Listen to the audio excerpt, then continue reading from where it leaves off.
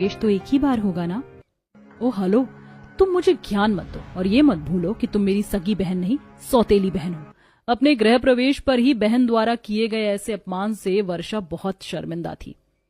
अच्छा, अब दोनों बहनें यहाँ लड़ो मत, रस्म करो और घर में प्रवेश करो। बैजंती के कहे अनुसार दोनों बहुएं रस्म करती हैं। ये हुई ना बात, अब तुम लोग सही मायनों में अपने ससुराल आ गई हो।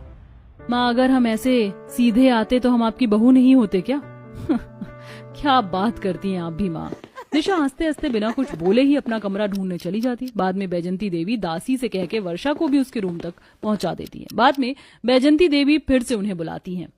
सुनो बहुओं, कल तुम्हारी पहली रसोई है तो सुबह उठकर नहा धोकर अच्छे से सुंदर से कपड़े पहनकर रस्म के लिए आ जाना। अगली सुबह होती है, वर्षा उठती है और अपने लिए एक सुंदर सी भारी बनारसी साड़ी निकालती है और भारी जेवर भी निकालती है पहनने के लिए। वहीं दूसरी तरफ निशा सुंदर दिखने के चक्कर में एक 1 पीस ड्रेस निकालती है जिसके दाहिने पैर पर एक स्लिट भी होता है। दोनों बहुओं के बाद सास किचन में जाती हैं। हे भगवान, ये मैं क्या देख रही हूँ? अरे निशा, ये तुमने किस तरह के कपड़े अपनी पहली रसोई में पहने? अरे तुम्हें लाज शर्म है कि नहीं कि खानदानी घर में जहाँ ससुर भी साथ में रहते हैं वहाँ तुम ऐसे कपड़े पहन रही हो? छी। देखो जरा वर्षा कितनी सुंदर लग रही है, उसने कितना सुंदर खानदानी लिबास पहना है।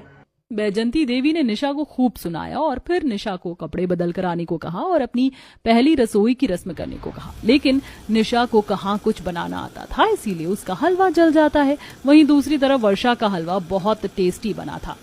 अरे हाय, ये क्या किया तुमने निशा? हलवा ही जला दिया। अरे अगर नहीं बनाना आता था तो वर्षा को ही देख के बना लेती। बैजंती देवी की इस बात से निशा को बहुत गुस्सा आता है और वो वहां से चली जाती। फिर अगले दिन बहू के आगमन पर होने वाली पूजा होती है जिसमें फिर से निशा ने मॉडर्न ड्रेस पहनी और वर्षा ने सभ्य संस्कारी वाले कपड़े। अरे वर्षा, जरा तुम अपनी इस मंद बुद्धि बहन को समझाओ कि घर में पूजा पाठ का माहौल है, पंडित जी आए हैं। क्या इस तरह के कपड़े पहनकर उनके सामने जाना इसे शोभा देता है? इतने में पंडित जी आ जाते हैं। अरे घोर पाप हो गया, ये किस तरह के कपड़े से स्त्री ने धारण किए हैं? क्या इस खानदानी घर की बहू पर ऐसे कपड़े शोभा देते हैं? जाओ जल्दी से ये कपड़े बदल के आओ। निशा तुरंत अपने कमरे में आती है और कपड़े बदल लेती है।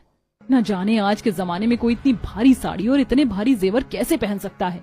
निशा एक सुंदर सी साड़ी और जेवर पहनकर बाहर आती है जहां सब उसकी तारीफ करते हैं। अगले दिन वर्षा और निशा की मुंह दिखाई की रस्म थी जिसके लिए बैजंती देवी ने निशा और वर्षा के लिए एक जैसी ड्रेस बनवाई थी। मुंह दिखाई के दिन वर्षा और निशा वही ड्रेस पहनकर फंक्शन में आती हैं। अरे ये क्या, बैजंती देवी जी ने ये ठीक नहीं किया। अरे मेरी सगी बेटी को इस सौतेली बेटी के बराबर रखा है। अरे मेरी सगी बेटी कहाँ और ये सौतेली कहाँ? मैंने तो सोचा था कि सगी और सौतेली में फर्क करने के बाद ससुराल